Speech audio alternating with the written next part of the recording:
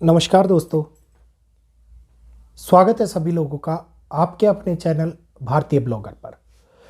मैं हिमांशु शर्मा आज आप लोगों को एक ऐसे परिवर्तन के बारे में बताने के लिए आया हूं जो 2 दिन के बाद में होने वाला है। और इस 2 दिन के बाद में होने वाले परिवर्तन का असर आप लोगों को 2025 की स्टार्टिंग से ही देखने को मिल गया था। एक बहुत बड़ा कारक जो पूरे भारतवर्ष को एक बहुत बड़ी मंदी की चपेट में लेता हुआ दिखाई दे रहा है, जहां पे एक मिडिल क्लास आदमी मरता हुआ दिखाई दे रहा है, आत्महत्या करता हुआ दिखाई दे रहा है, दूसरी ओर लोन की किस्तें चुकाता हुआ दिखाई दे रहा है।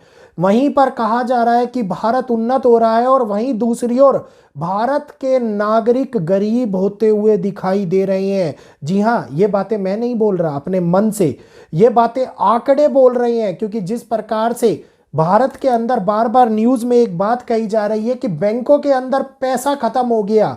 आप ये देखिए,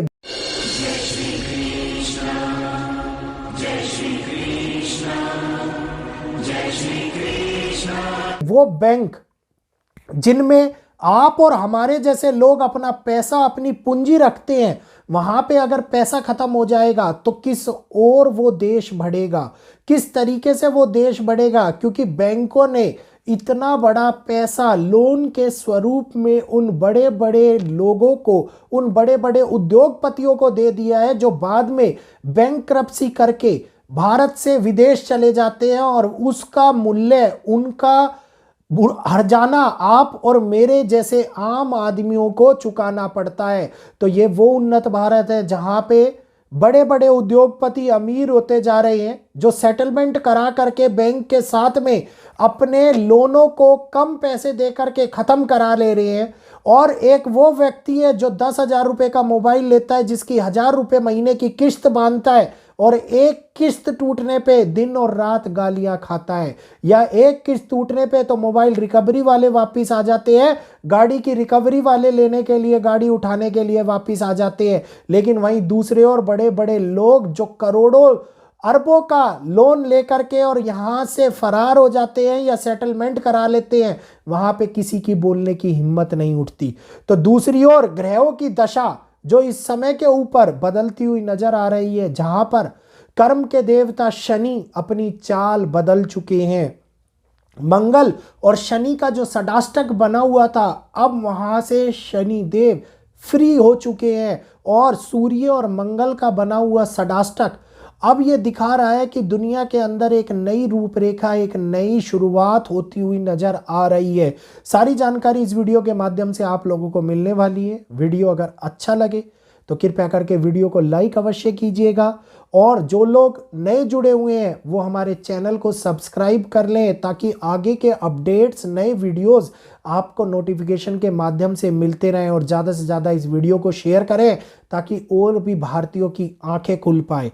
जहां एक और मरता हुआ भारत दिखाई दे रहा है, वहीं दूसरी ओर अमीरों की श्रृंखला और उद्योगपतियों का भारत से, ये कहिए कि भारत से निकलना दिखाई दे रहा है। क्योंकि सभी पूंजीवादी, सभी अरबपति भारत से बाहर निकलते जा रहे हैं, और उनके निकलने का कारण उनके लोन्स, उनकी किस्तें, उनके ईएमआईज, उनका टैक्स चोरी एक मिडिल क्लास आदमी की कमर तोड़ता हुआ दिखाई दे रहा है।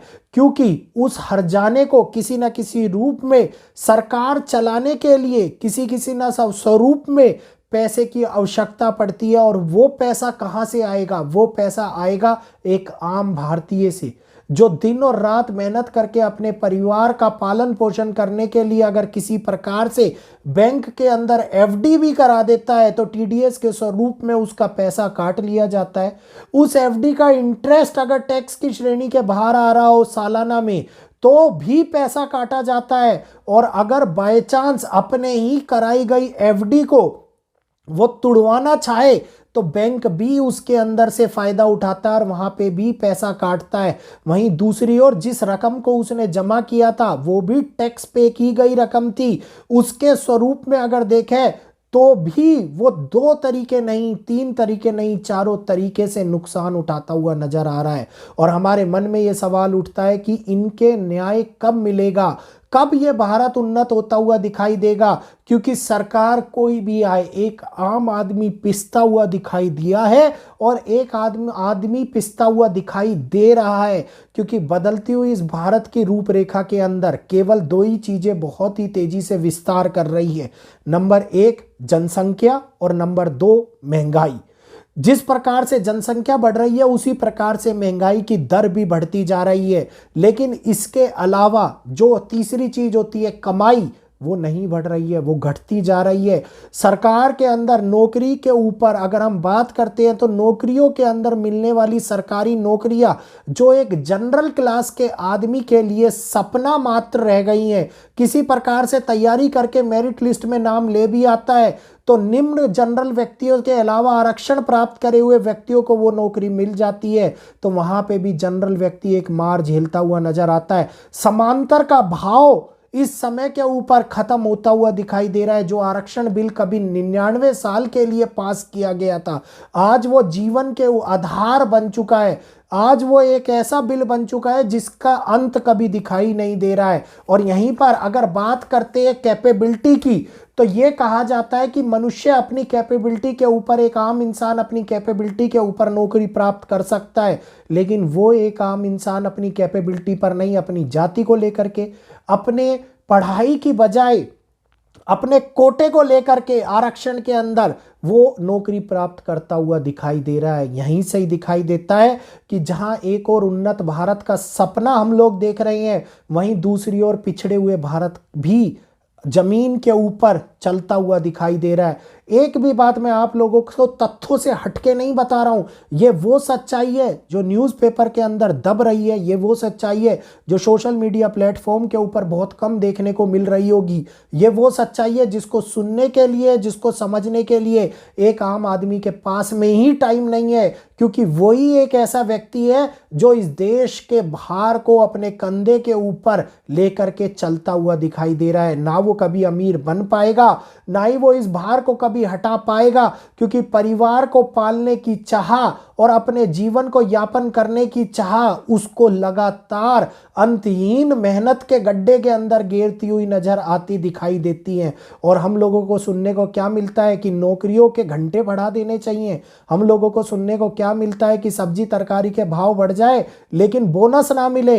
हाँ, पे कमीशन उन सरकारी नागरिकों के लिए, उन सरकारी नौकरी करने वाले व्यक्तियों के लिए तो ठीक है, लेकिन जो 90% लोग, केवल और केवल अगर मैं तथ्यों की बात करता हूं तो 20 से 25% लोग ही सरकारी नौकरी के अंदर है। बाकी के 75% लोग प्राइवेट नौकरी या बिजनेस कर रहे हैं।